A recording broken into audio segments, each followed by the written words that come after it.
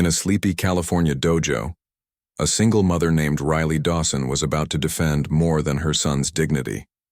What began as a hopeful martial arts trial turned hostile when Coach Damen Cortez, a self-important instructor, targeted her son with public ridicule. But what Damen didn't know was that Steven Seagal wasn't your typical bystander. For over 50 years, he had been a global martial arts icon, a legendary aikido master, and a Hollywood legend known for defeating opponents with quiet efficiency and unmatched discipline. When Damen tried to assert dominance by humiliating a vulnerable boy and dismissing concerned parents, he had no idea he was challenging the calm before a storm. The afternoon sun slanted through the high windows of Valley Edge Martial Arts, casting bright rectangles across the polished hardwood floor.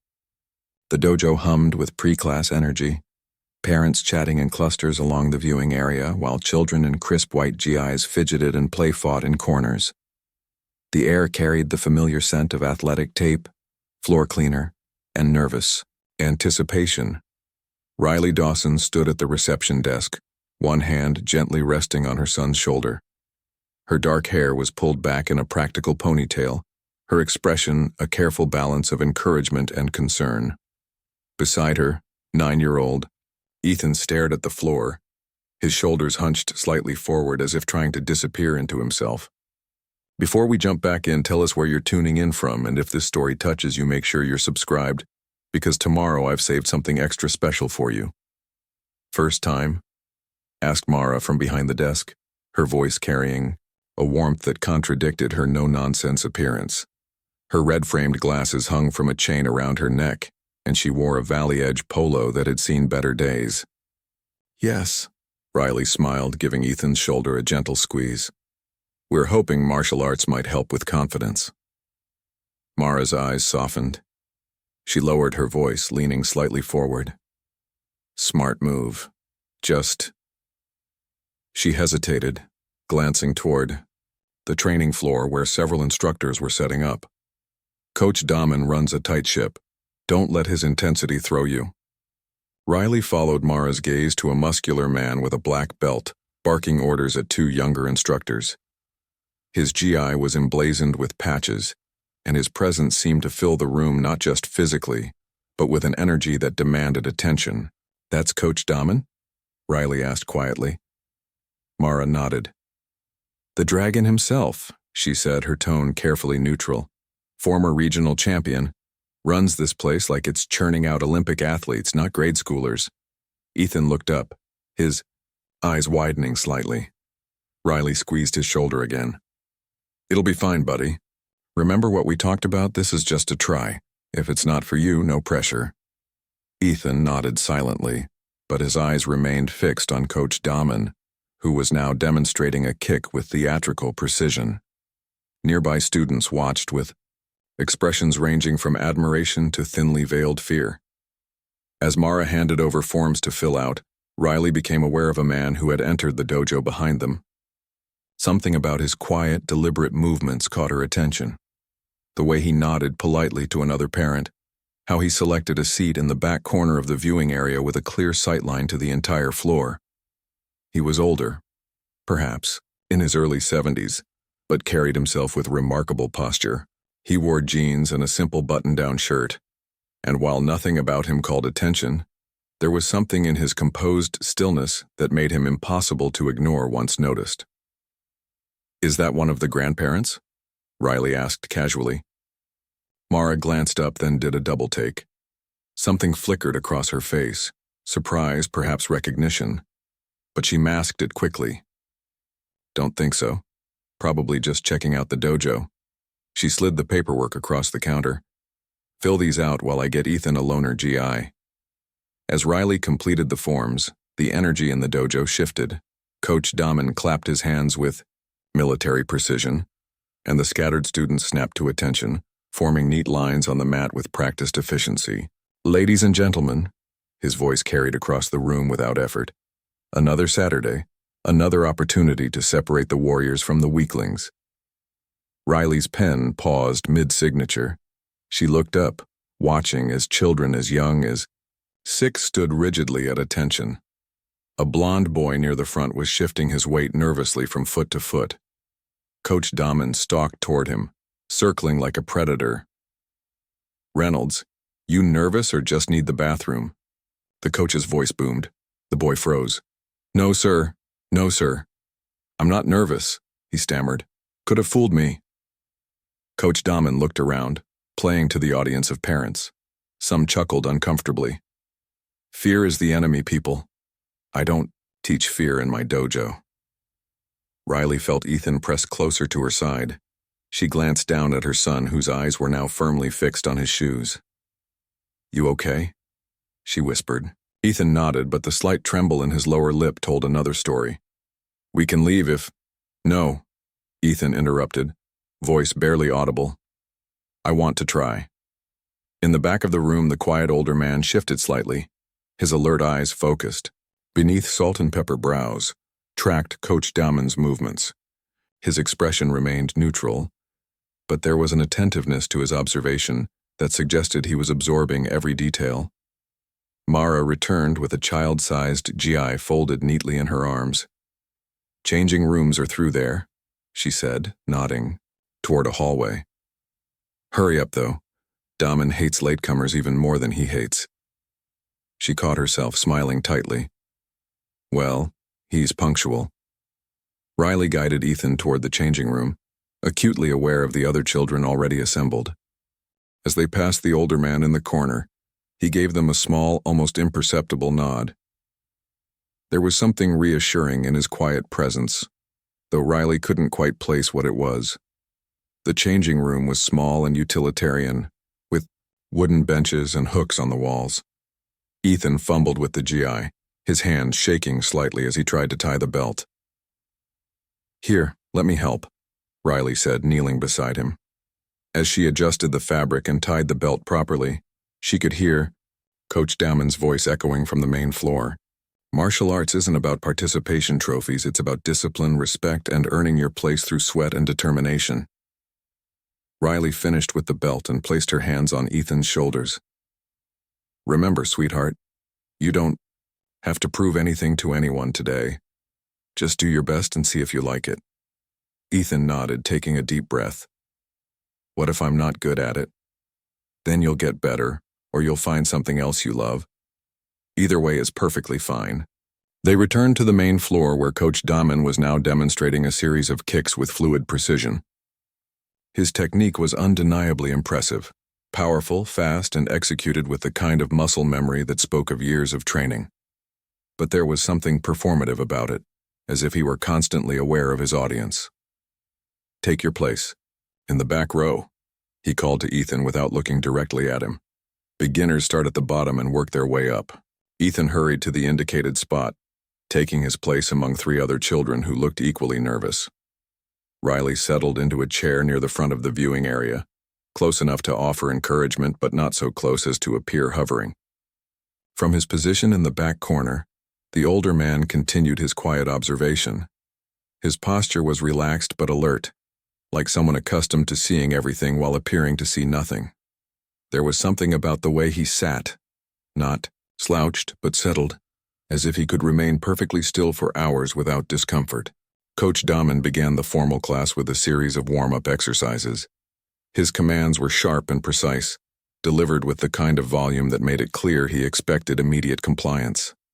The children responded with varying degrees of enthusiasm and skill, but all with obvious respect for his authority. "Positions," he barked. "I want to see perfect form, not the sloppy mess you probably learned from YouTube." The students scrambled to comply, forming the horse stance that would serve as the foundation for everything else. Most managed reasonable approximations, but Ethan's stance was noticeably unsteady, his legs wobbling as he tried to maintain the position. "You," Coach Damen said, pointing directly at Ethan. "New kid, what's your name?" "Ethan," came the quiet response. "Ethan what?" "Ethan. Sir." "That's better. Ethan, sir." A few of the older students snickered, though whether from nervousness or genuine amusement was unclear. "Tell me, Ethan, sir, have you ever done any martial arts before?" "No, sir." "Well, that's obvious." Coach Damen walked slowly around Ethan, making a show of examining his stance, Legs wider, back straight. You look like you're about to fall over. Ethan adjusted his position, trying to mirror the other students, but his inexperience was evident. His form was tentative, uncertain, the natural result of being new to something that required both strength and confidence. "Better," Coach Damen said, though his tone suggested it was anything but. "But still sloppy. In my dojo, we don't accept sloppy. We accept excellence. Or we accept that you're not ready to be here." Riley felt her jaw tighten. She glanced around at the other parents, most of whom were watching with expressions of resigned familiarity. This was apparently normal for Coach Damen's classes. The older man in the back corner had leaned forward slightly, his attention now fully focused on the interaction between instructor and student. His hands rested calmly on his knees, but there was something in his posture that suggested coiled readiness. "Let's try some basic punches," Coach Damen announced to the class. "I want to see power, precision, and control, not wild swinging like you're fighting off mosquitoes." He demonstrated the proper form. Feet planted, hips engaged, arm extending, in a straight line with the fist rotating at the last moment. It was textbook technique, executed with the kind of explosive power that made the air itself seem to snap. "Now you try. Ethan, sir, since you're new, you go first." Ethan stepped forward, clearly uncomfortable with the spotlight but determined not to show it. He mimicked the stance as best he could and threw a punch that, while technically correct, in its basic elements lacked the confidence and power of the demonstration. "Pathetic," Coach Damen said flatly. "Is that what you call a punch? My grandmother hits harder than that, and she's been dead for 10 years. A few students laughed, though the sound was more nervous than amused. Ethan's face flushed, but he maintained his stance. "Try again," Coach Damen commanded. "And this time, pretend you actually want to hit something."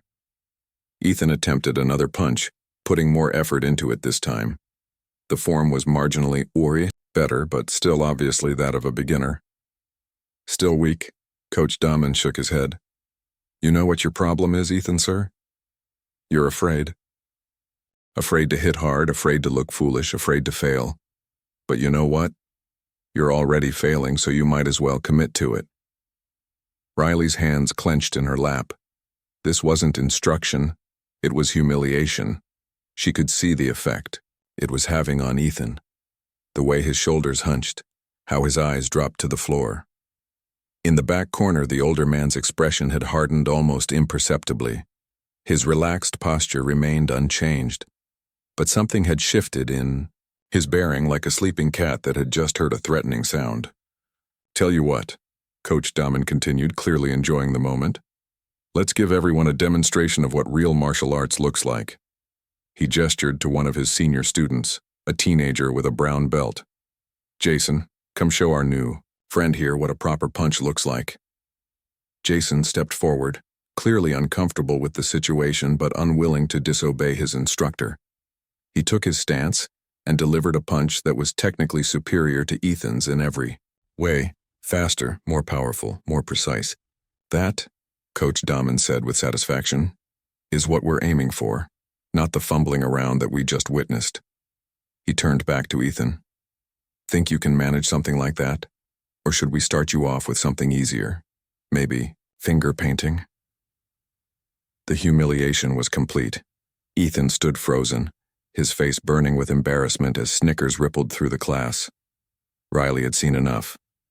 She started to rise from her chair, but something held her back, a sense that intervening now might make things worse for Ethan in the long run. The older man in the back corner had also seen enough. He didn't move, didn't speak, didn't even change his expression. But something had shifted in the room, as if the very air had become charged with potential energy. A storm was building, quiet and controlled, but building nonetheless. Coach Damen seemed oblivious to the change. He was in his element, commanding the room with his mixture of technical skill and psychological intimidation. He had no idea that his performance was being evaluated by someone who understood the difference between true martial arts mastery and mere showmanship. The class continued, but the dynamic had changed. What had begun as a hopeful introduction to martial arts had become something else entirely. a test of character that would reveal far more than anyone expected. The class continued under Coach Damen's harsh scrutiny, but the focus remained, uncomfortably centered on Ethan. What should have been a supportive introduction to martial arts had become a public examination of everything the boy lacked. With each passing minute, the gulf between Damen's teaching philosophy and genuine martial arts instruction became more apparent to those paying attention. "Basic kicks next," Coach Damen announced, his voice carrying the kind of authority that brooked no argument. "We'll start with the front kick, one of the most fundamental techniques in martial arts. Done properly, it can stop an attacker cold. Done improperly." He let the implication hang in the air. The students formed a line, with Ethan once again relegated to the back. Coach Damen demonstrated the technique with fluid precision. Chamber, the knee, extend the leg, strike with the ball of the foot, retract quickly. His kick cut through the air with a sharp snap that made several of the younger students jump. "Power comes from the hips," he explained, executing another demonstration kick. "The leg is just the weapon. The real force comes from here." He patted his midsection. But most beginners don't understand that. They think it's all about how high you can lift your leg. He began moving down the line, critiquing each student's technique. His comments ranged from grudgingly approving to openly derisive, but there was a clear pattern. The students who had been training longer received constructive criticism, while the newer ones faced increasingly harsh judgment. "Samantha, good. Chamber, but you're telegraphing the kick. Your opponent will see it coming from next week." The girl nodded, adjusting her stance. "Michael, better, but you're dropping your guard. In a real fight, that's how you get knocked out." The boy immediately corrected his hand position. Riley watched the progression with growing unease. She could see the difference in how Damen treated the established students versus the newcomers. It wasn't just about skill level. It was about establishing a hierarchy through humiliation. From his position in the back corner, the older man continued his quiet observation. His eyes missed nothing, not the subtle favoritism, not the way the newer students shrank under Damen's criticism, not the uncomfortable fidgeting of parents who wanted to intervene but didn't know how. When Damen reached Ethan, the air in the room seemed to thicken with anticipation. The boy stood ready, having watched the previous demonstrations carefully. His stance was reasonably good, his expression determined despite the earlier humiliation. Well, Coach Damen said, circling Ethan like a predator sizing up prey. "Let's see if you can do better with your feet than you did with your hands. Show me a front kick, Ethan, sir." Ethan chambered his knee and executed the kick. It wasn't perfect. His balance was slightly off and the extension lacked the snap of the more experienced students, but it was a creditable first attempt that showed he had been paying attention. "Interesting," Coach Damen mused, stroking his chin theatrically. "You know what that reminds me of? A newborn giraffe trying to walk for the first time. All the right parts, but no coordination whatsoever." The comparison drew laughter from some of the students, though others looked uncomfortable with the harsh assessment. Ethan's face reddened, but he maintained his position, waiting for further instruction. "Try again," Damen commanded. "And this time, maybe pretend you're actually trying to kick something instead of just waving your leg around." Ethan attempted the kick again, putting more effort into it this time. The technique was marginally better, but still obviously that of a beginner learning a new skill. "Still pathetic," Coach Damen pronounced. "You know what your problem is? You're thinking too much. Martial arts isn't about thinking. It's about reacting, about muscle memory, about instinct. But you can't develop instinct when you're afraid of your own shadow." He stepped closer to Ethan, his voice dropping to a more personal register that somehow made his words more cutting. "Let me guess. You're here because mommy thinks martial arts will make you tougher, make you more confident, turn you into a real boy instead of—" He gestured dismissively at Ethan's slight frame. Riley's hands clenched into fists.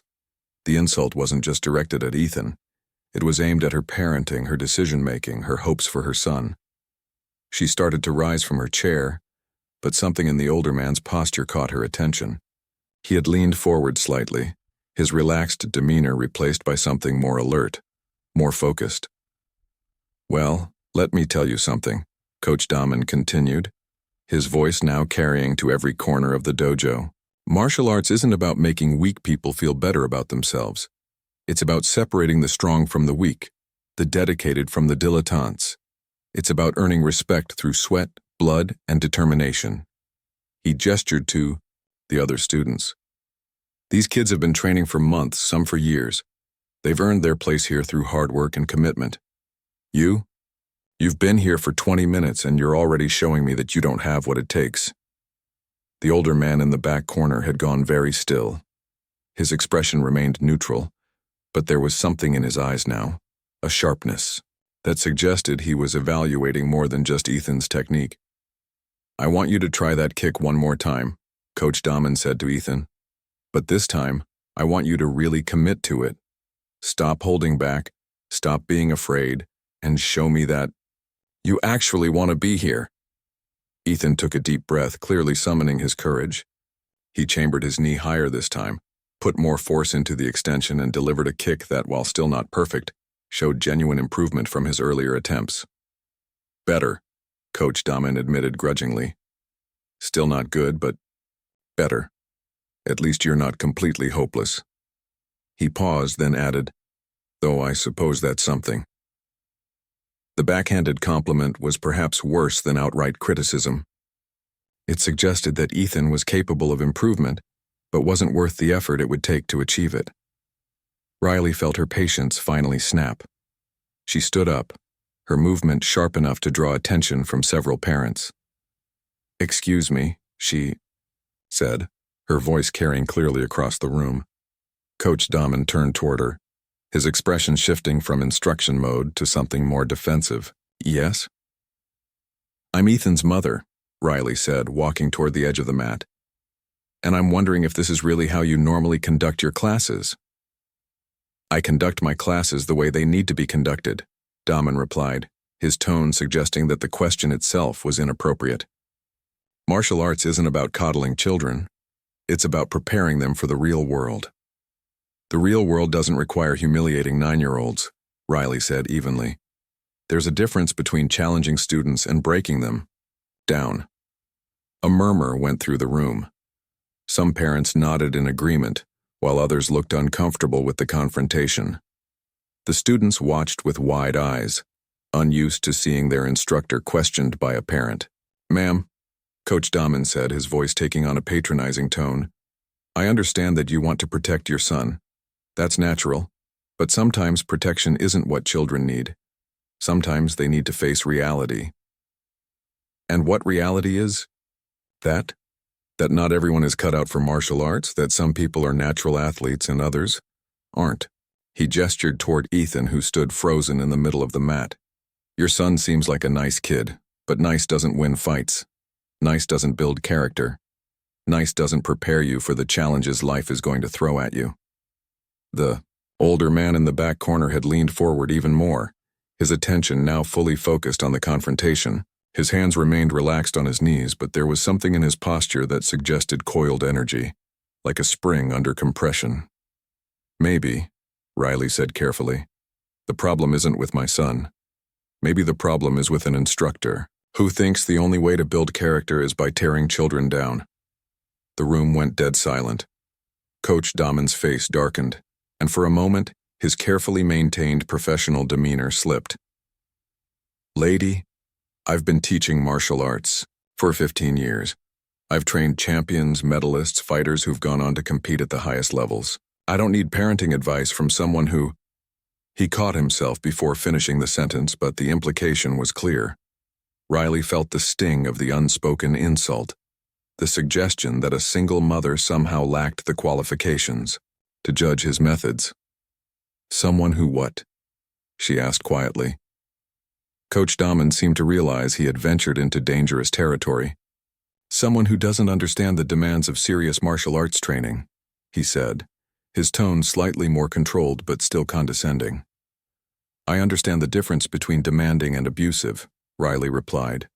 "I understand the difference between teaching and performing. and I understand the difference between building confidence and destroying it. The confrontation had drawn the attention of everyone in the room. Students, parents, and even the assistant instructors were watching to see how it would resolve. The energy was tense, charged with the kind of anticipation that comes before a significant moment. In the back corner, the older man had gone completely still. His breathing was controlled, his posture relaxed but ready. He looked like someone who had spent decades learning to read situations, to recognize the moment when observation needed to become action. Coach Damen glanced around the room, clearly aware that he was being watched and judged. His next words would determine not just how this confrontation ended, but how he was perceived by the parents who were paying for his instruction. "Perhaps," he said carefully, "this isn't the right environment for your son. Not everyone is suited for serious martial arts training. There are other programs, less demanding programs, that might be more appropriate for children who need gentler instruction." The dismissal was polite but unmistakable. Riley felt a surge of anger, but she kept her voice level. "You're right," she said. "This isn't the right environment for any child who deserves to be treated with respect." She turned to call Ethan over, but as she did, her eyes met those of the older man in the back corner. For just a moment, there was something in his gaze. A flicker of recognition, perhaps, or approval. Then he nodded, almost imperceptibly, and she saw something else. Patience. The kind of patience that comes from knowing that justice sometimes takes time, but it always comes. "Ethan," she called softly, "come on, sweetheart, we're leaving." But as they gathered their things, neither Riley nor Coach Damen noticed that the older man had shifted in his seat. His period of observation was coming to an end, and his time for action was approaching. The confrontation between Riley and Coach Damen had created a crack in the dojo's carefully maintained facade, and through that crack, something uncomfortable was beginning to seep in, the realization that the emperor might not be wearing clothes after all. As Ethan hurried to gather his things, the other students watched with expressions ranging from sympathy to confusion. This wasn't how classes usually ended. Telling and preparing this story took us a lot of time, so if you are enjoying it, subscribe to our channel. It means a lot to us. Now back to the story. "I think there's been a misunderstanding," Coach Damen said, his voice carrying a forced reasonableness that hadn't been there moments before. He was clearly trying to regain control of the situation, to present himself as the rational adult, dealing with an overprotective parent. "I wasn't trying to be harsh with your son. I was trying to prepare him for the realities of martial arts training." Riley paused in helping Ethan with his shoes. "Preparation doesn't require humiliation," she said without looking up. "Good teachers find ways to challenge students without destroying their confidence." "And how many martial arts schools have you taught at?" Coach Damen's voice carried a sharp edge now, his professional mask slipping further. "How many students have you trained? How many tournaments have you won?" The questions were clearly meant to establish his credentials and diminish hers, but they had the opposite effect. Several parents shifted uncomfortably, recognizing the tactics of someone who had been caught in the wrong and was trying to deflect blame. "I don't need to be a professional chef to know when food tastes bad," Riley replied, still focused on Ethan's shoes. "And I don't need to be a martial arts instructor to recognize when a child is being mistreated." Mara, who had been watching from behind the reception desk, found herself nodding almost involuntarily. In the 3 years she'd worked at Valley Edge, she'd seen too many promising young students driven away by Coach Damen's methods. She'd always told herself it wasn't her place to interfere, that parents were responsible for their own children's experiences. But watching this quiet dignity in the face of institutional bullying made her question her own silence. "Mistreated?" Coach Damen's voice rose in pitch. "Lady, I've been nothing but professional with your son. I've given him individual attention, corrected his technique, tried to help him improve. If you can't handle constructive criticism doesn't involve comparing a child to a dead grandmother," Riley interrupted, finally standing to face him directly. "It doesn't involve public humiliation or suggesting that a 9-year-old doesn't have what it takes after 20 minutes of instruction." The older man in the back corner had been watching this exchange with growing interest. His expression remained neutral, But there was something in his eyes that suggested he was cataloging every word, every gesture, every nuance of the confrontation. He had the look of someone who had spent a lifetime learning to read people, to understand their motivations and their character. "You know what I think this is really about?" Coach Damen said, his voice taking on a condescending tone that made several parents cringe. "I think this is about a single mother who's trying to raise a son without understanding what boys actually need. Boys need to be challenged. They need to be pushed. They need to learn that the world isn't going to coddle them." The comment hit like a physical blow. Riley felt her face flush, but her voice remained steady. "And what exactly are you implying about single mothers?" Coach Damen seemed to realize he had crossed a line, but instead of backing down, he doubled down. "I'm not implying anything, I'm stating facts. Boys need male role models. They need to learn from men who understand what it takes to be strong, to be competitive, to be winners. They don't need to be sheltered and protected from every challenge." The silence that followed was deafening. Even the students seemed to understand that something significant had just happened, though they might not have fully grasped what it was. Riley stood very still for a moment, her jaw tight. When she spoke, her voice was calm but carried an undertone of steel. "You're right about one thing. Boys do need male role models. They need to learn from men who understand what real strength looks like. But real strength isn't about dominating people who can't fight back. It's not about using your position of authority to humiliate children. And it's certainly not about attacking parents who dare to question your methods." She gestured toward the wall where the dojo's principles were posted in ornate calligraphy: respect, discipline, honor, humility. "Those words on your wall, do they mean anything to you? Or are they just decoration?" Coach Damen followed her gaze, and for a moment something flickered across his face. Uncertainty, perhaps, or a flash of self-awareness. But it was quickly replaced by defensiveness. "Those principles are exactly what I'm trying to teach. But you can't learn discipline without facing difficulty. You can't learn respect without understanding hierarchy. You can't learn honor without proving yourself worthy of it." "And humility?" Riley asked. "What about humility?" "Humility comes from knowing your place," Coach Damen replied. "From understanding that respect is earned, not given." The older man in the back corner had gone completely still. His hands remained relaxed on his knees, but there was something in his posture that suggested he was no longer merely observing. He was evaluating, measuring, coming to conclusions. "I see," Riley said quietly. "And in your opinion, what's my place? What's my son's place?"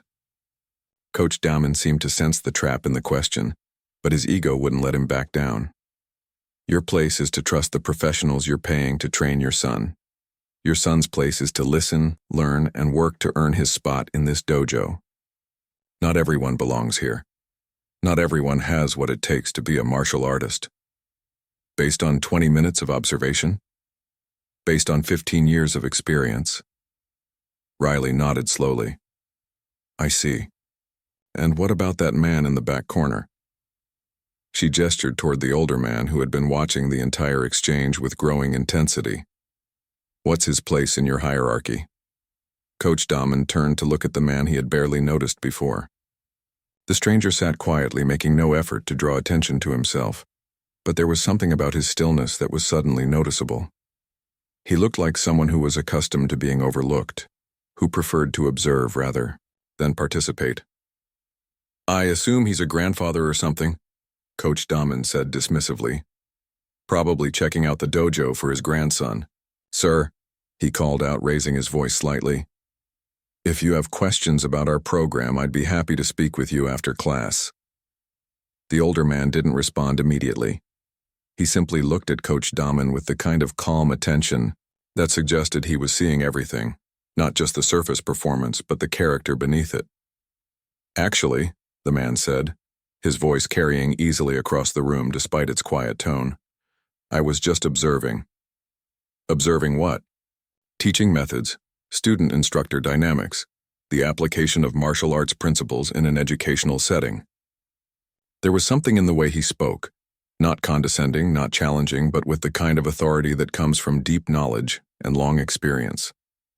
Coach Damen seemed to sense it too, because his defensive posture shifted slightly.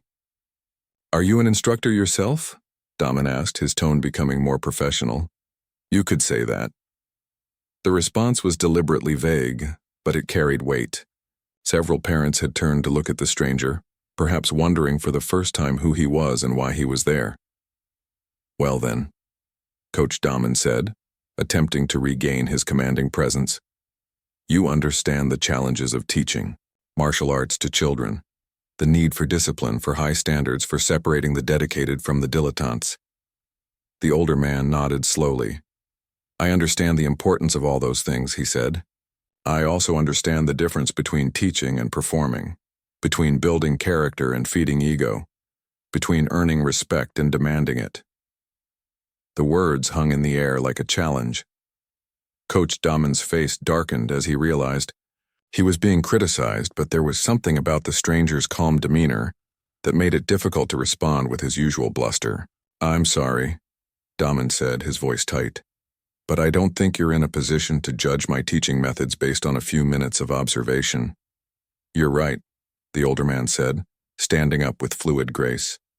"A few minutes isn't enough to make a complete judgment, but it's enough to recognize certain patterns, enough to see whether someone understands what martial arts are really about."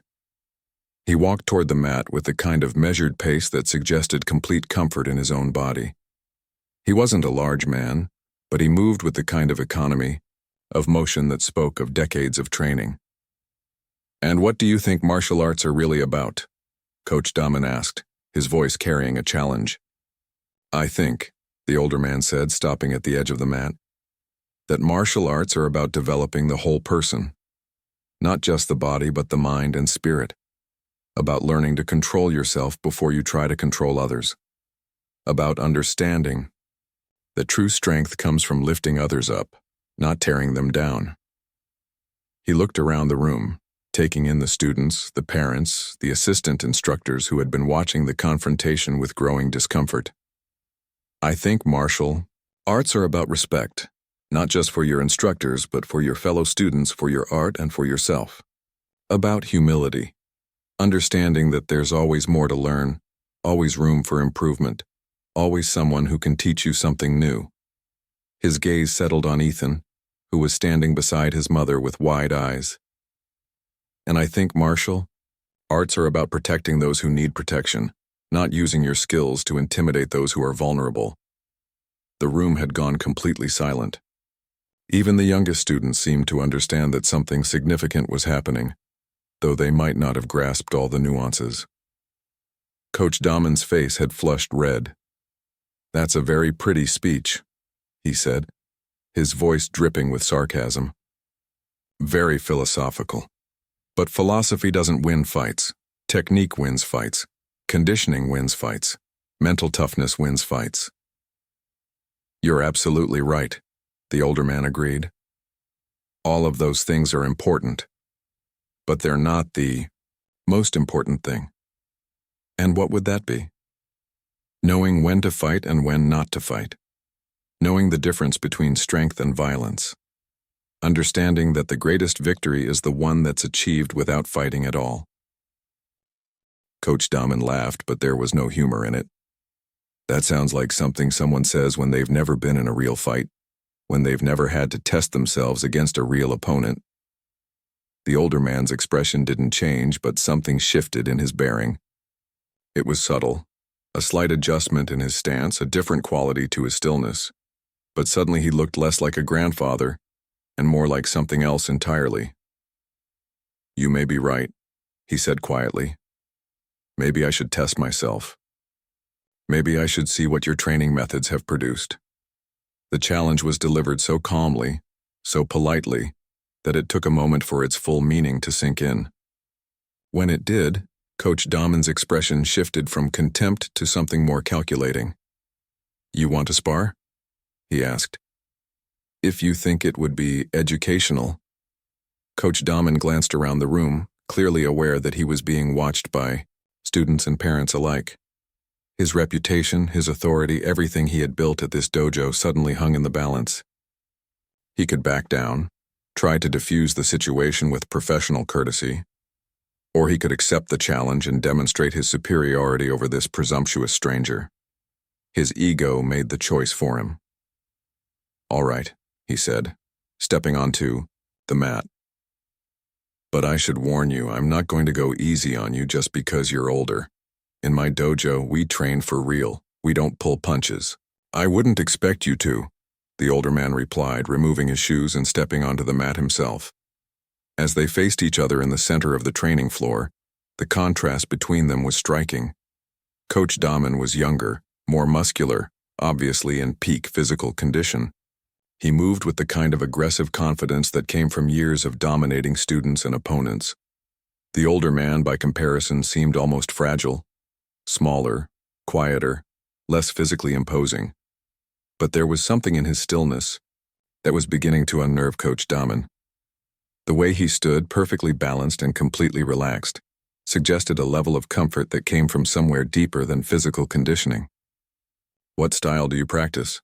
Damen asked, perhaps hoping to gain some insight into what he was facing.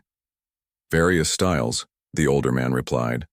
"I've studied many different approaches over the years." It wasn't really an answer, but before Damen could press for more specifics, the older man had bowed, a deep formal bow that spoke of genuine respect for the art, if not necessarily for the opponent. Damen returned the bow, though his was more perfunctory, and immediately moved into a fighting stance. His guard was high, his feet properly positioned, his entire body radiating readiness for combat. The older man simply stood there, his hands loose at his sides, his posture relaxed but attentive. He looked less like someone preparing to fight and more like someone waiting for a bus. "Anytime you're ready," Damen said, beginning to circle. The older man didn't move. He simply tracked Damen's movement with his eyes, his head turning slightly but his feet remaining planted. Damen feinted with a jab, testing his opponent's reactions. The older man didn't flinch, didn't block, didn't move at all. He simply watched. Growing impatient, Damen threw a real punch, not full power but fast and precise, aimed at the older man's solar plexus. It should have been an easy strike to land against someone who wasn't even trying to defend himself. Instead, the older man simply wasn't there anymore. With the slightest shift of his body, the punch passed harmlessly by, and Damen found himself slightly off balance, having committed to a strike that hit nothing but air. "Interesting," the older man said calmly, as if commenting on the weather. Damen regrouped quickly, his training taking over. He threw a combination, jab, cross, hook, each strike fast and precise. But somehow, none of them connected. The older man seemed to flow around them like water, never seeming to move quickly but somehow never being where the punches were aimed. "Stand still and fight," Damen snapped, frustration creeping into his voice. "I am fighting," the older man replied. "I'm just fighting differently than you are." What happened next would be talked about in the Valley Edge Martial Arts Dojo for years to come. It would become the kind of story that parents told to their children, that students whispered to each other during breaks, that instructors referenced when they wanted to make a point about the difference between technique and wisdom. Coach Damen, frustrated by his inability to land a clean strike, decided to escalate. He moved in with a series of kicks, front kicks, roundhouse kicks, sweep attempts, each executed with the kind of precision and power that had made him a regional champion years ago. His technique was flawless, his combinations logical and well-practiced. But the older man continued to move around them as if they were happening in slow motion. His evasions weren't flashy or dramatic. There were no spinning moves, no theatrical dodges. He simply wasn't where the attacks were aimed, shifting just enough to let them pass by harmlessly. "What's wrong?" the older man asked, his voice still calm and conversational. "You seem frustrated." "Shut up and fight," Damen roared, abandoning technique for raw aggression.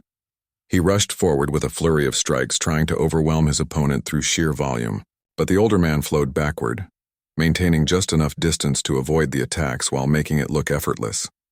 Then, as Damen overextended on a particularly powerful right cross, The older man did something that changed the entire dynamic of the encounter. With the lightest possible touch, barely more than a brush of his fingertips, he redirected Damen's punch, sending the younger man stumbling past him and nearly losing his balance. It was such a small movement, so understated that some of the observers might have missed it, but for those paying attention, it was a revelation. The older man hadn't blocked the punch or avoided it. He had guided it, used Damen's own force against him. "That's better," the older man said, as if offering encouragement to a student. "You're starting to put some real power behind your strikes." Damen spun around, his face flushed with exertion and embarrassment.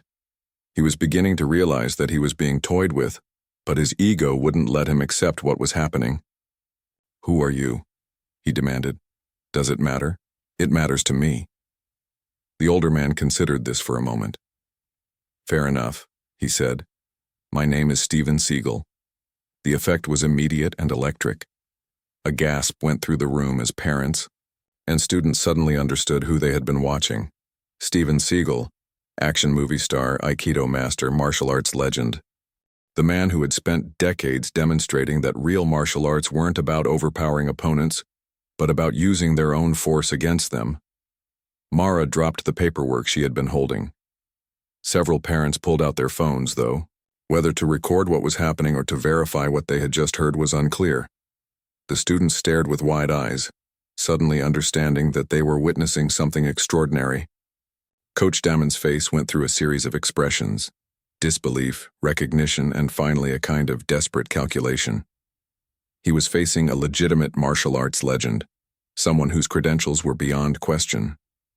Everything that happened next would be judged against that reality. "Steven Seagal," he repeated, as if saying the name might change what was happening. "That's right." "The actor?" "Among other things." Damen seemed to be struggling with how to process this information. On one hand, his ego demanded that he continue the confrontation, prove himself against a famous opponent. On the other hand, his rational mind was beginning to understand that he was in over his head.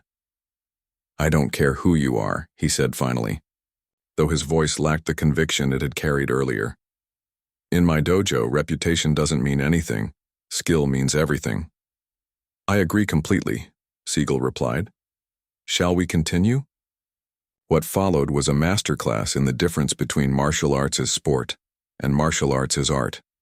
Damen continued to attack with increasing desperation, his technique deteriorating as his frustration grew. But Seagal simply flowed around, each assault, occasionally redirecting an attack or using the slightest pressure to send his opponent off balance. It wasn't violence, it was education.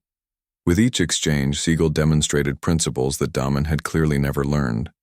That efficiency was more important than power, that timing mattered more than speed, that understanding was more valuable than aggression. "You're very strong," Seagal observed as he guided another of Damen's punches past its target. "And your technique is solid, but you're fighting the wrong battle." "What do you mean?" "You're fighting me, but I'm not your enemy. Your ego is your enemy. Your need to dominate is your enemy. Your inability to see past your own limitations is your enemy." As if to emphasize the point, Seagal suddenly changed the dynamic. Instead of simply evading, he began to engage more directly, but in a way that demonstrated complete control. When Damen threw a punch, Seagal would catch his wrist and gently guide him into an off-balance position. When Damen attempted a kick, Seagal would step into it and use minimal pressure to sweep his supporting leg. Each technique was executed with such precision and control that Damen was never in danger of being hurt. He was simply being moved around like a chess piece by a grandmaster who could see 20 moves ahead. "This is impossible," Damen muttered, breathing heavily from his exertions. "No," Seagal replied, his own breathing still completely calm. "This is aikido. This is what happens when you learn to work with force instead of against it." The demonstration continued for several more minutes, with Seagal methodically dismantling every aspect of Damen's attack strategy. He made it look effortless, almost meditative, as if he were performing a dance rather than defending himself. Finally, With one fluid motion, Seagal stepped inside one of Damen's punches, placed his hand on the younger man's chest, and gently pushed. The push wasn't forceful. It looked more like a suggestion than an attack. But Damen found himself stumbling backward, completely off balance, before sitting down hard on the mat. The room was dead silent. Damen sat there for a moment, looking up at Seagal with a mixture of confusion and dawning understanding. He had been completely outclassed, but in such a way that his ego hadn't been destroyed, merely deflated. "How?" he asked quietly. "Years of practice," Seagal replied, offering his hand to help Damen to his feet. "Years of learning that martial arts aren't about proving how tough you are. They're about becoming the person you're supposed to be."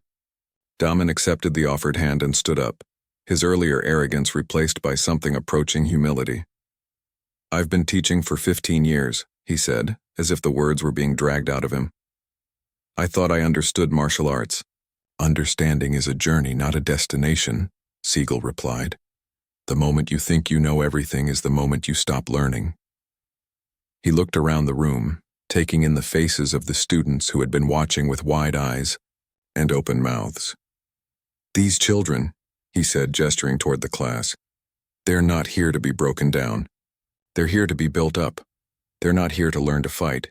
They're here to learn not to fight. They're here to develop confidence, discipline, and respect for themselves and others." His gaze settled on Ethan, who was still standing beside his mother near the edge of the mat. "That young man over there, he has everything he needs to become a martial artist. He has curiosity, he has courage, and he has the most important quality of all. He has heart. The question isn't whether he's tough enough for martial arts.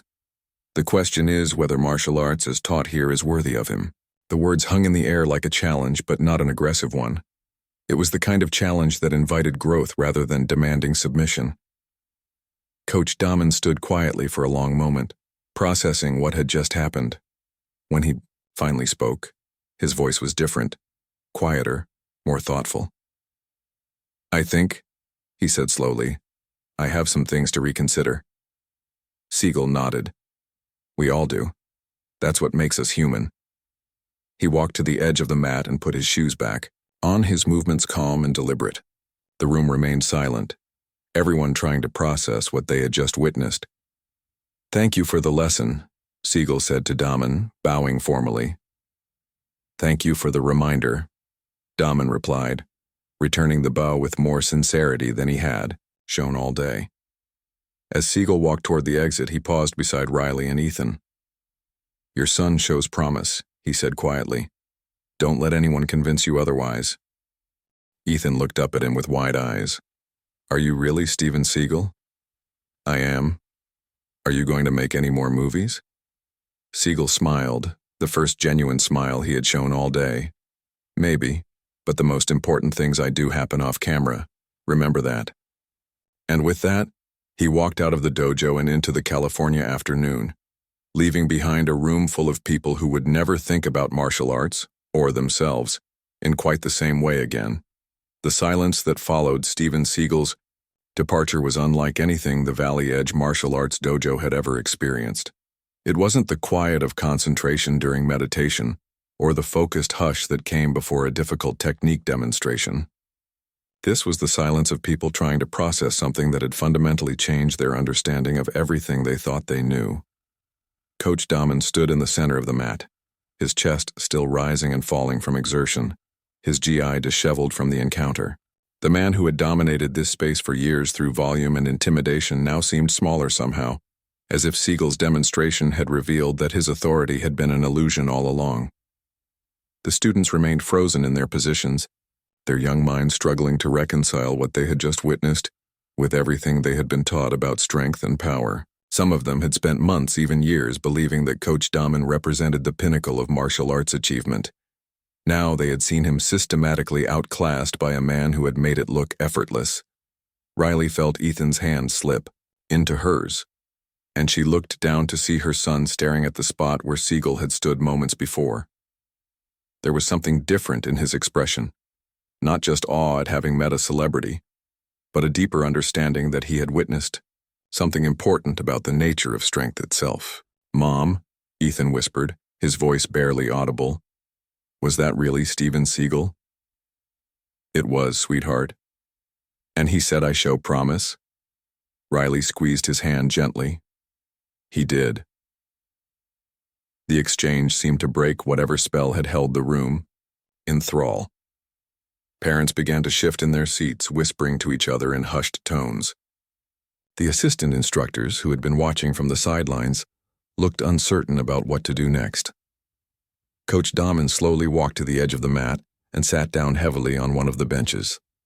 For the first time since Riley had entered the dojo, he looked genuinely thoughtful rather than performative. His hands rested on his knees and his eyes were focused on the floor as if he were trying to see something that had been hidden from him. Mara approached cautiously from behind the reception desk, her expression a mixture of concern and barely suppressed amazement. "Damen?" she said softly. "The class. Should we continue?" Damen looked up at her, then at the students who were still standing uncertainly on the mat. He began, then stopped. When he spoke again, his voice was different, quieter, more uncertain. "I don't think I'm qualified to continue this class right now." The admission sent another ripple of shock through the room. The invincible Coach Damen, the man who had never shown a moment of doubt or vulnerability, was acknowledging that he might not have all the answers. Sensei Mark, one of the assistant instructors, stepped forward. He was a young man in his mid-20s, technically skilled but clearly uncomfortable with confrontation.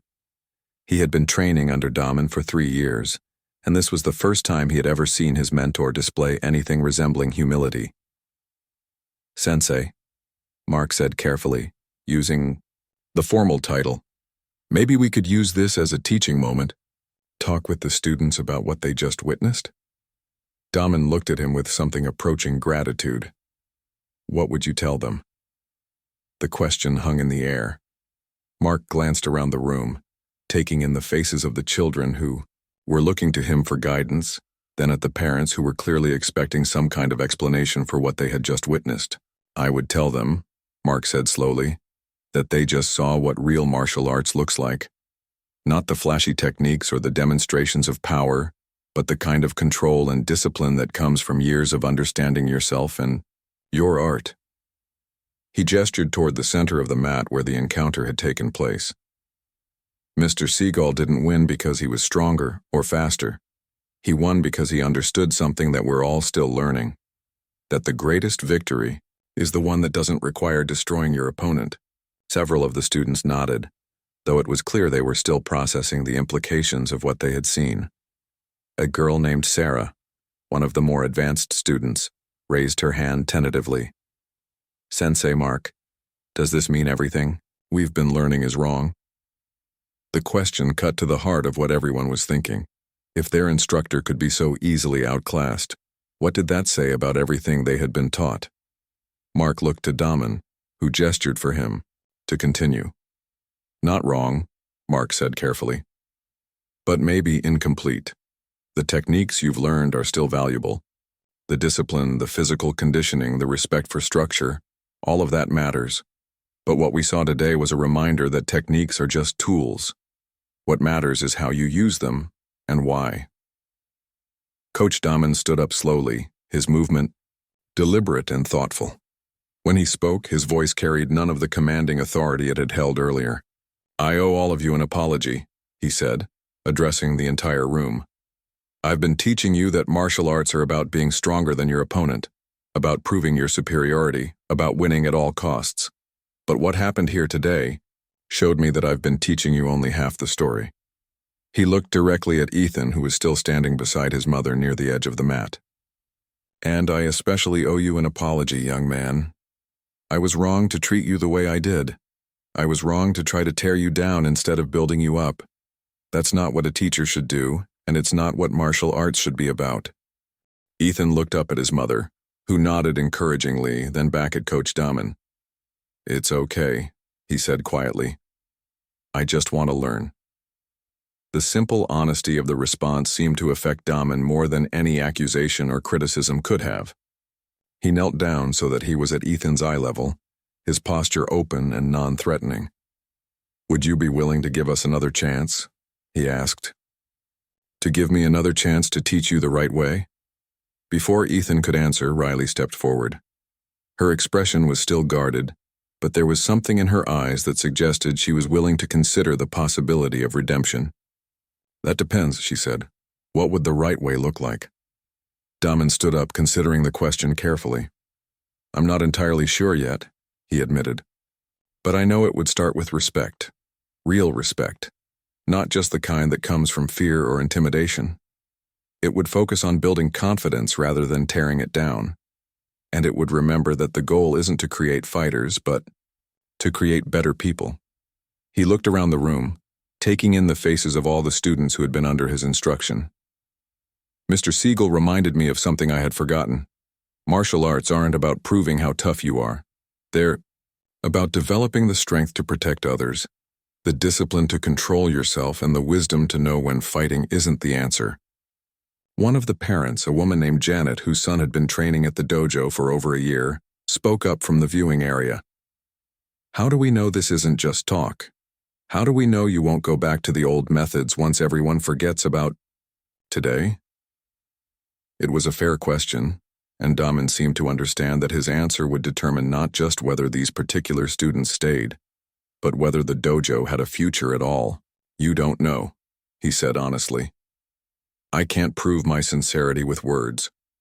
I can only prove it through actions, through how I treat your children in every class from now on. All I can ask is for the chance to show you that what happened here today changed something fundamental about how I understand my responsibilities as an instructor." He paused, then continued with visible effort. "And if you see me slipping back into the old patterns, if you see me putting my ego ahead of your children's well-being, then I hope you'll call me out on it. I hope you'll hold me accountable, the way Mrs. Dawson did today." The mention of Riley's confrontation seemed to remind everyone of what had started this entire sequence of events. She had been the one brave enough to challenge an authority figure who was abusing his position. Her willingness to speak up had created the opening for everything that followed. Mara cleared her throat from behind the reception desk.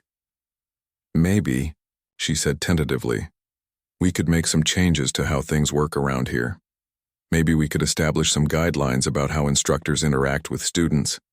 Maybe we could create ways for parents to provide feedback without feeling like they're challenging the entire program." The suggestion made sense, and several parents nodded in agreement. The idea of creating structures that would prevent future abuse of authority appealed to everyone who had witnessed today's events. "That's a good idea," Damen said. "In fact, maybe we should invite Mr. Seagal back to help us develop those guidelines, if he's willing." The room buzzed with excitement at the possibility. Having Steven Seagal involved in the dojo's transformation would be an incredible opportunity. But more importantly, it would ensure that the changes were rooted in authentic martial arts philosophy rather than just good intentions. "For now," Sensei Mark suggested, "maybe we should end today's class with some meditation. Give everyone a chance to process what they've experienced." Damen nodded gratefully. "That's perfect. Everyone, please find a comfortable position on the mat." As the students settled into meditation posture, there was a different quality to their stillness than usual. Instead of the rigid compliance that had characterized their previous interactions with Coach Damen, there was something more genuine about their focus, as if they were actually thinking about what they had learned rather than just going through the motions. Riley found herself staying for the meditation, even though she had originally planned to leave immediately after the confrontation. There was something powerful about being part of this moment of transformation, about witnessing a community choosing to learn and grow, rather than simply defending old patterns. As the room settled into quiet contemplation, she reflected on how quickly everything had changed. An hour ago, she had been a concerned parent confronting an abusive instructor. Now she was part of a group of people who had collectively witnessed something extraordinary and were trying to figure out how to build something better from the experience. The meditation lasted for 10 minutes, but it felt both longer and shorter than that. Longer because of the weight of everything that had happened. Shorter because of the peace that seemed to settle over the room as people allowed themselves to simply be present with their thoughts. When Sensei Mark finally rang the small bell that signaled the end of meditation, the energy in the room had shifted once again. There was still uncertainty about what would happen next, but there was also hope. The kind of hope that comes from seeing that change is possible, that people can grow, that communities can choose to become better versions of themselves. As the students began to file out of the dojo, several parents approached Riley to thank her for speaking up. Their gratitude was genuine, but she could see in their eyes a recognition that she had done something they should have done long ago. "It wasn't just about my son," she told one of them. "It was about all of our children. They deserve better than what they were getting." Coach Damen overheard the comment as he was gathering his equipment. He approached Riley with visible hesitation, clearly uncertain about how his apology would be received. "Mrs. Dawson," he said quietly, "I want to thank you for calling me out today. I know it wasn't easy, and I know you had every right to just leave and never come back. But your willingness to confront me created the opportunity for all of this to happen." Riley studied his face, looking for signs of sincerity versus performance. What she saw was a man who was genuinely shaken by what he had learned about himself, who was struggling to reconcile his self-image with the reality of his behavior. "Actions speak louder than words," she said finally. "Show me that you've learned something and we'll consider giving this another try." Damen nodded, understanding that he was being given a precious gift, a second chance that he hadn't earned, but that was being offered anyway, contingent on his willingness to become the teacher these children deserved. As Riley and Ethan finally prepared to leave, Ethan tugged on her sleeve. "Mom," he said, "can we come back next week?" Riley looked down at her son, seeing something in his expression that hadn't been there when they arrived. Confidence, curiosity, and most importantly, hope. "We'll see, sweetheart, we'll see." 3 days had passed since Steven Seagal's unexpected appearance at Valley Edge Martial Arts, but the ripple effects were still being felt throughout the community. Word had spread quickly through social media, local news outlets, and the informal networks that connect parents in suburban neighborhoods. The story had taken on a life of its own, embellished with each retelling but always centered on the same core truth. A legendary martial artist had quietly observed an abusive instructor and then demonstrated what real mastery looked like. Coach Damen had spent those 3 days in what could only be described as deep self-reflection. He had canceled his other classes, much to the surprise and concern of his regular students, and had been seen walking the empty dojo at odd hours, sometimes just sitting on the mat in contemplation. Mara had fielded dozens of phone calls from curious parents, reporters, and even a few talent agents who somehow thought Steven Seagal might be interested in using the dojo for a movie shoot. She had politely deflected most inquiries, but she had been honest with the parents of current students about what they had witnessed and what it might mean for the future of the program. On Wednesday evening, as the sun was setting through the high windows of the dojo, an unexpected visitor arrived. Riley Dawson pushed through the front door, but she wasn't alone. Beside her walked Steven Seagal, looking exactly as unassuming as he had 3 days earlier, wearing the same kind of simple clothes that made him invisible in a crowd. "Mr. Seagal," Mara said, standing up from behind the reception desk with obvious surprise. "I didn't expect to see you again so soon." "I've been thinking about what happened here on Saturday," Seagal replied in his characteristic calm tone, "and I realized that walking away after making a point isn't the same as helping to build something better." Coach Damen emerged from the back office, drawn by the sound of voices. When he saw Seagal, his expression went through a rapid series of changes: surprise, embarrassment, and finally something that looked like determination. "Mr. Seagal," Damen said, approaching with careful formality, "I wasn't expecting to see you again. I hope you don't mind the intrusion. Mrs. Dawson reached out to me through some mutual contacts. She thought it might be valuable for us to have a conversation about the future of this place." Riley stepped forward, her expression serious but hopeful. "I've been thinking about what you said on Saturday, about second chances and growth. But I also know that change is hard, especially when it requires examining beliefs you've held for years. She gestured toward the training floor where the confrontation had taken place. This dojo has the potential to be something really special, but potential isn't enough. It needs guidance, structure, and most importantly, it needs to understand what it's really trying to accomplish. Damen nodded slowly, his earlier defensiveness replaced by something approaching humility. I've been doing a lot of thinking, myself, about my methods, my motivations, my understanding of what martial arts should be. I realize I've been teaching technique without teaching wisdom. Wisdom comes from experience, Seagal said, settling into one of the chairs in the viewing area. But it also comes from being willing to admit when your experience has led you in the wrong direction. The comment wasn't delivered as an accusation, but as an observation. There was something in Seagal's tone that invited conversation rather than demanding submission. I want to ask you something, Damen said, choosing his words carefully. What I saw on Saturday, that level of control, that effortless technique, how long did it take you to develop that? Seagal considered the question. I've been training for over 50 years, he said finally, but the technique is only part of it. The more important development was learning to see martial arts as a way of understanding myself and my relationship to the world around me. I don't understand.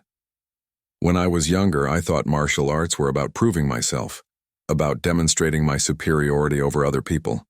But over time, I came to understand that real martial arts are about transcending the need to prove anything to anyone.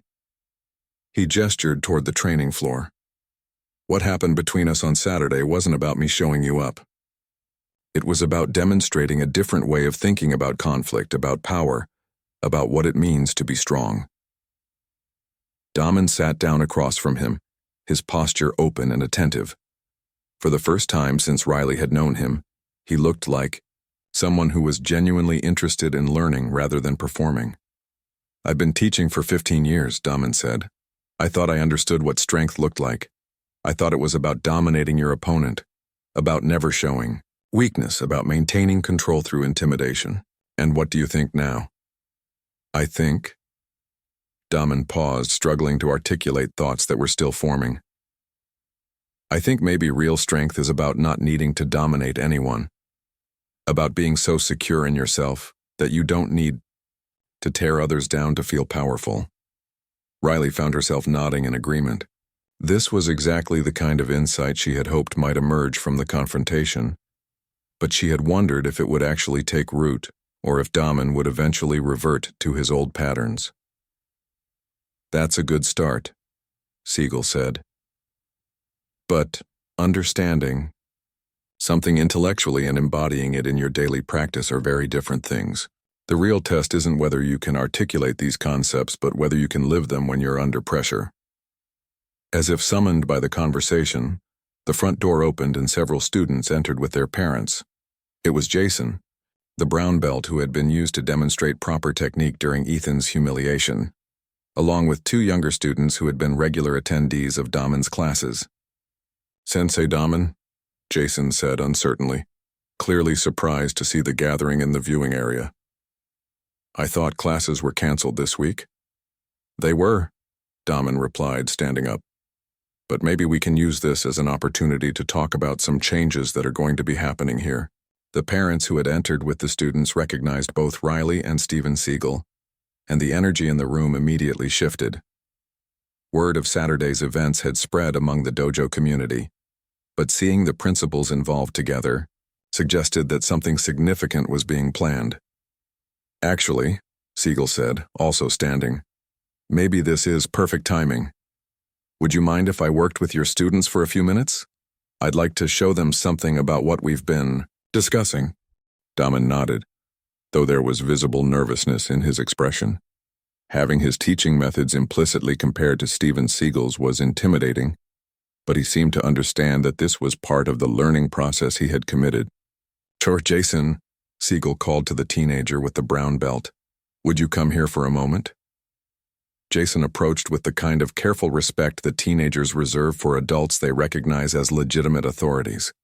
His technique was solid, Damen had taught him well in terms of basic skills, but there was something tentative about his demeanor. "I want you to attack me," Seagal said calmly. "Any technique you're comfortable with, full speed and power." Jason glanced at Damen, who nodded encouragingly. The teenager took his stance and launched a front kick that was technically excellent, fast, powerful, and well-targeted.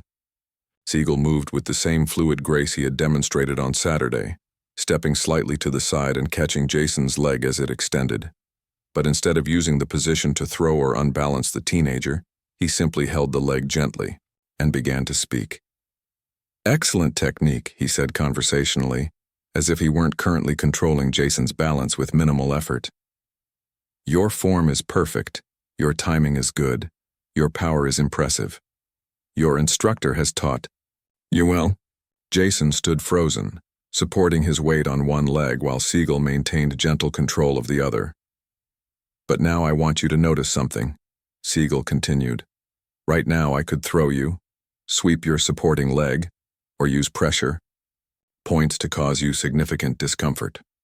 I have complete control over this situation. Do you understand why?" "Because you're stronger?" Jason suggested uncertainly. "No, because I'm calmer. I'm not fighting your technique, I'm working with it. I'm not trying to overpower you. I'm using your own energy to create the situation I want." He gently guided Jason's leg back to the ground, releasing his hold completely. "Try the same kick again, but this time I want you to think about what I just said." Jason repeated the kick, and once again Seagal demonstrated the same principle, not blocking or overpowering, but redirecting and controlling through superior understanding rather than superior force. "This is what your sensei and I have been discussing," Seagal explained to the small group that had gathered. "The difference between fighting against something and working with it. The difference between proving your strength and understanding your strength." One of the younger students, a girl named Emma who couldn't have been more than 8 years old, raised her hand tentatively. "Mr. Seagal," she said in a small voice, "does this mean we've been learning the wrong way?" The question cut straight to the heart of what everyone was thinking. These children had spent months or years learning to think about martial arts in terms of overpowering opponents, of proving their dominance, of never showing weakness. If that approach was fundamentally flawed, what did that mean for everything they thought they knew? Seagal knelt down so that he was at Emma's eye level, his expression gentle and reassuring. "You haven't been learning the wrong way," he said. "You've been learning one way. The techniques you've learned are valuable, and the discipline you've developed is important. But now you have the opportunity to learn something additional, something that will make all of that other training even more meaningful." He stood up and addressed the group as a whole. "Think of it like learning to read. First you learn letters, then words, then sentences. Each stage builds on the previous one, but each stage also opens up new possibilities. What we're talking about today is like moving from reading words to reading sentences. It doesn't invalidate what you learned before, but it allows you to understand much more." Coach Damen had been watching this interaction with growing amazement. In a few minutes, Seagal had managed to address the students' concerns, validate their previous learning, and introduce new concepts in a way that was encouraging rather than threatening. It was exactly the kind of teaching that Damen had never learned to do. "Can you show us more?" Jason asked eagerly. Seagal looked to Damen, clearly deferring to his authority as the dojo's instructor. "That depends on your sensei. This is his school, and these are his students." Damen felt the weight of the moment. His response would signal whether he was truly committed to change, or whether his earlier statements had been just words designed to smooth over an embarrassing situation.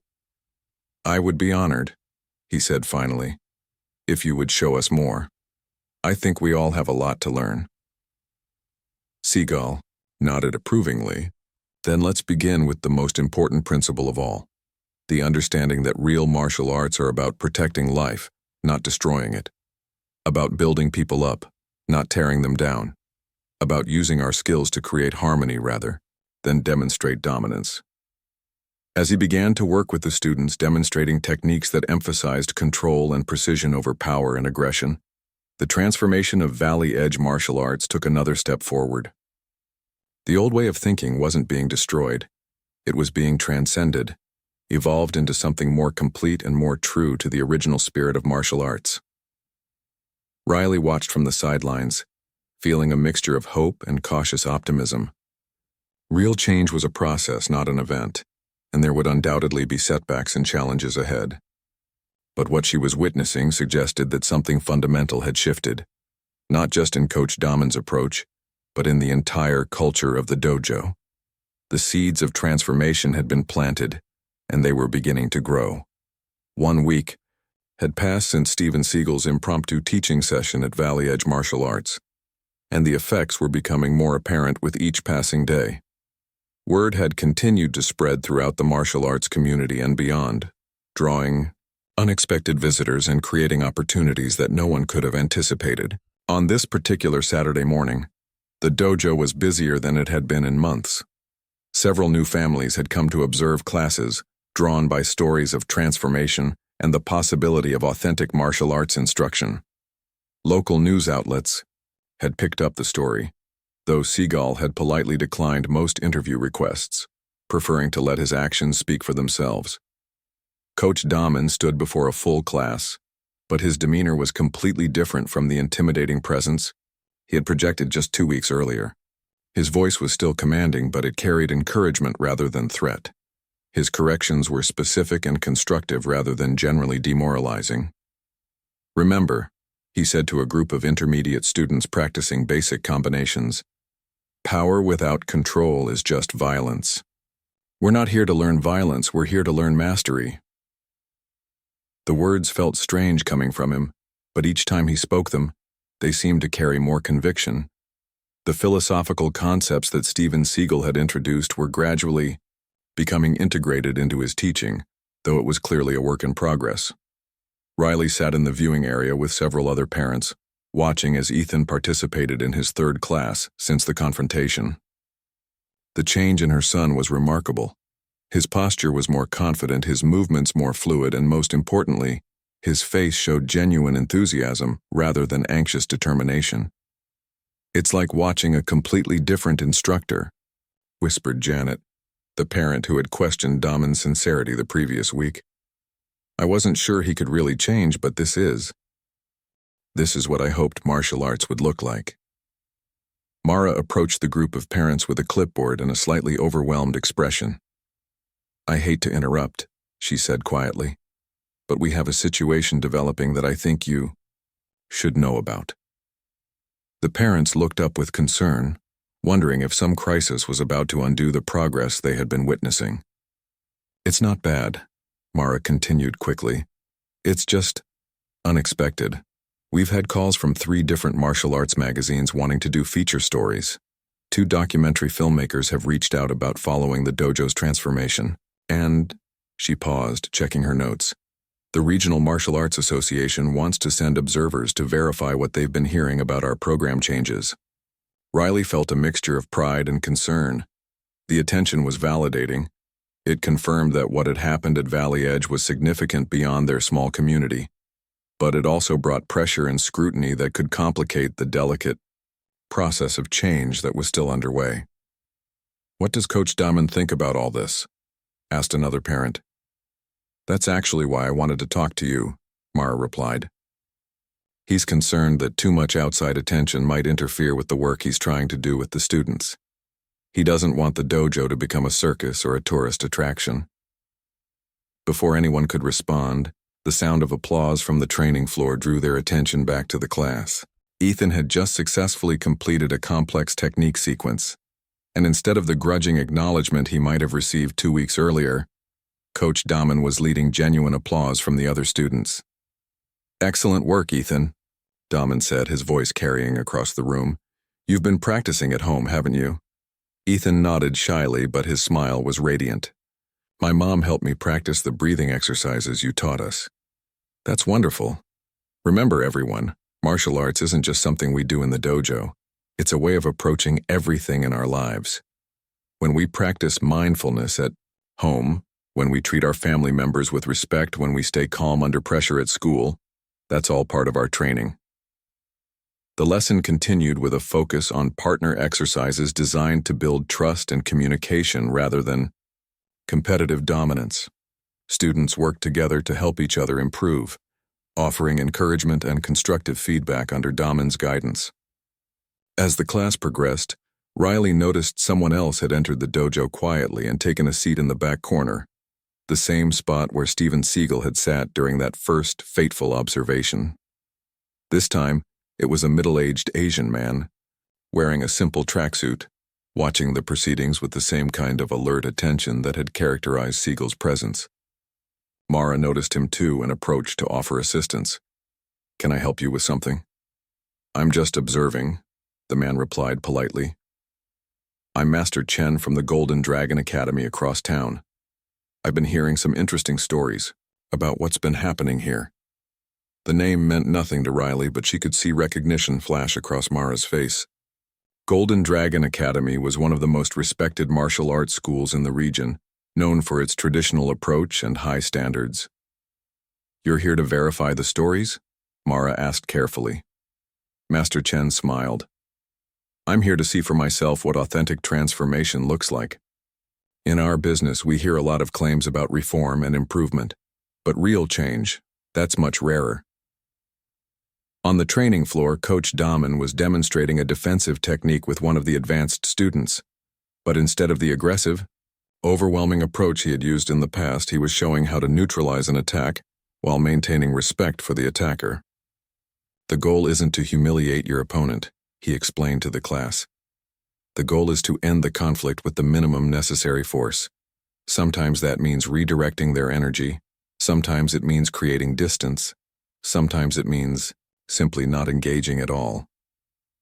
Master Chen leaned forward slightly, his attention sharpening. This was clearly not what he had expected to hear from an instructor known for his harsh methods. The class continued with meditation and stretching, during which Damen encouraged the students to reflect on how they could apply the day's lessons outside the dojo. It was a far cry from the aggressive, ego-driven sessions that had characterized his previous teaching. As the formal class ended and students began to change out of their GIs, Master Chen approached Coach Damen with measured steps. "Sensei Damen," he said, offering a formal bow. "I am Master Chen from Golden Dragon Academy. I hope you don't mind my observing your class." Damen returned the bow, though his expression showed some nervousness. "Master Chen, of course. Your reputation precedes you. I'm honored by your presence, though I have to admit I'm curious about what brings you here." "I've been hearing stories," Master Chen said simply.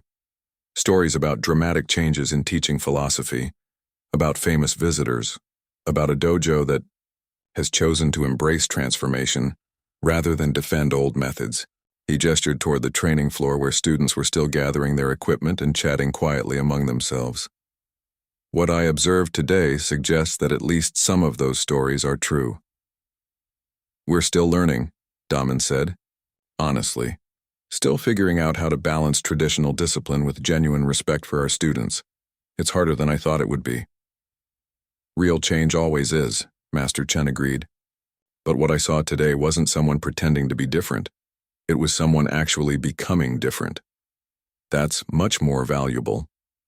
Riley had been listening to this exchange from nearby, and she found herself deeply moved by the recognition that Damen was receiving from a respected peer. It validated her decision to give him a second chance, and confirmed that the changes she had observed were genuine rather than performative. "Master Chen," she said, approaching the two instructors. "I'm Riley Dawson. My son Ethan is one of the students here.